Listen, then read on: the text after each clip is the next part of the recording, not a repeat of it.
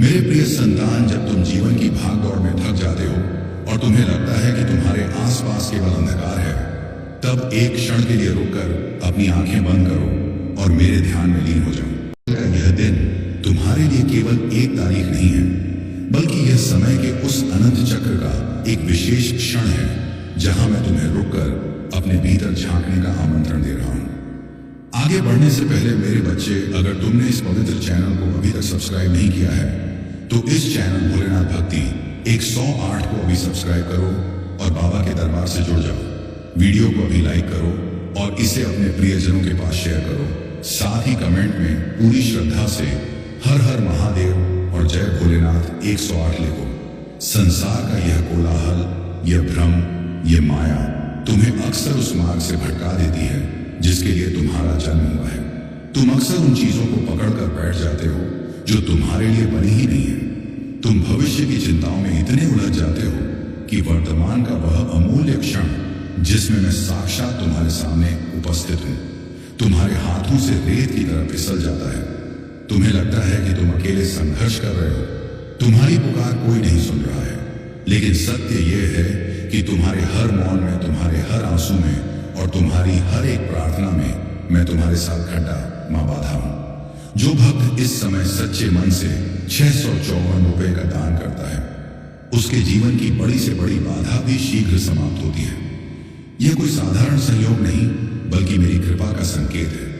जो पीड़ा तुम आज महसूस कर रहे हो वह तुम्हें तोड़ने के लिए नहीं, बल्कि तुम्हारे अहंकार को गलाकर तुम्हें एक नया आकार देने के लिए है। जिस प्रकार एक पत्थर छेनी और हथौड़े की चोट सहकर ही एक सुंदर मूर्ति में परिवर्तित होता है, वैसे ही जीवन की यह कठिनाइयां तुम्हें आध्यात्मिक रूप से जागृत कर रही हैं। तुम्हें अपने मन को शांत करना सीखना होगा।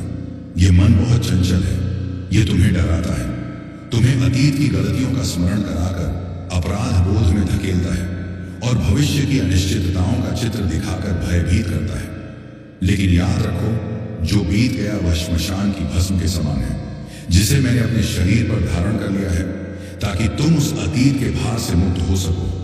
तुम्हें उस अतीत को ढोने की कोई आवश्यकता नहीं है और जो भविष्य है वह अभी मेरे ही त्रिशूल की नोक पर ठहरा हुआ है। वह तुम्हारे नियंत्रण में नहीं है। तुम्हारे पास केवल यह वर्तमान है, यह क्षण है जिसमें तुम अपनी सांसें ले रहे हो। जब तुम अपनी सांसों पर ध्यान केंद्रित करते हो तब तुम सीधे मुझसे जुड़ते हो। तुम अक्सर बाहरी दुनिया में मुझे ढूंढते हो, तीर्थों में, मूर्तियों में और अनुष्ठानों में, लेकिन मैं तुम्हारे ही भीतर, तुम्हारी आत्मा के सबसे गहरे केंद्र में एक शांत प्रकाश के रूप में विराजमान हूं। तुम्हें किसी को कुछ सिद्ध करने की आवश्यकता नहीं है।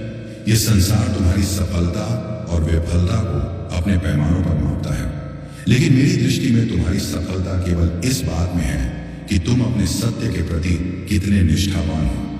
जब तुम निस्वार्थ भाव से अपना कर्म करते हो, जब तुम किसी असहाय की सहायता करते हो, जब तुम किसी भूखे को भोजन कराते हो, तो तुम वास्तव में मेरी ही पूजा कर रहे होते हो। जीवन में जो कुछ भी तुमसे छिन गया है उसके लिए शोक मत करो। इस ब्रह्मांड का एक अटल नियम है कि यहाँ कुछ भी स्थायी नहीं है। जो जन्म लेता है उसका विनाश निश्चित है और जिसका विनाश होता है उसका पुनर्जन्म भी निश्चित है। यह चक्र मेरे डमरू की ध्वनि के साथ अनवरत चलता रहता है। जब कोई रिश्ता टूटता है, जब कोई अवसर हाथ से निकल जाता है या जब तुम किसी प्रियजन को खो देते हो तो तुम्हारा हृदय विलाप करता है। तुम मुझसे प्रश्न करते हो कि तुम्हारे साथ ही ऐसा क्यों हुआ। लेकिन मेरे बच्चे, मैं कभी किसी से कुछ भी ऐसा नहीं छीनता जो उसकी आत्मा के विकास के लिए आवश्यक हो। यदि कोई वस्तु या व्यक्ति तुमसे दूर हुआ है तो इसका अर्थ यह है कि तुम्हारी जीवन यात्रा में उनकी भूमिका वहीं तक थी। तुम्हें आगे बढ़ना है क्योंकि एक बहुत बड़ा और सुंदर भविष्य तुम्हारी प्रतीक्षा कर रहा है। विश्वास रखो कि मैंने तुम्हारे लिए जो मार्ग चुना है वह तुम्हारी अपनी कल्पना से कहीं अधिक सुंदर और कल्याणकारी है। तुम्हें केवल मुझ पर अपना विश्वास दृढ़ रखना है। जब तुम पूर्ण रूप से मेरे प्रति समर्पित हो जाते हो